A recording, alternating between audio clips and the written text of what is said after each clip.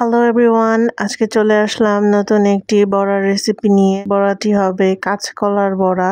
এক হালি কাঁচকলা আমরা সিদ্ধ করে নিলাম, দিয়ে দিলাম স্বাদ মতো লবণ, কাবাবের মশলা, 2টা ডিম, মরিচ গুঁড়া, ধনিয়া গুঁড়া, হলুদের গুঁড়া, মাংসের মশলা, 1 কাপ পেঁয়াজ কুচি, 4টি মরিচ ফালি করে কেটে নিয়ে আমরা মিক্স করে নিলাম।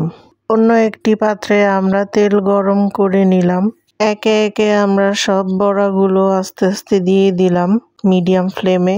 তারপর আমরা উল্টে দিলাম অন্য পাশটি কুক হওয়ার জন্য।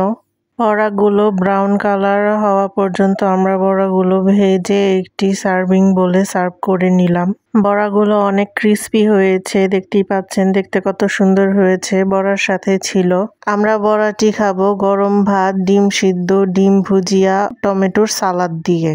হেলদি এই টমেটো সালাদের রেসিপি আমরা শর্টসে দিয়ে দিব এবং ডিম ভুজিয়ার রেসিপিটি আমরা কমেন্টে পিন করে দিব অথবা ডিসক্রিপশনে দিয়ে দিব। ভিডিওটি ভালো লাগলে please like, comment, share with your friends and family and don't forget to subscribe our channel and hit the bell icon. Okay, tata bye.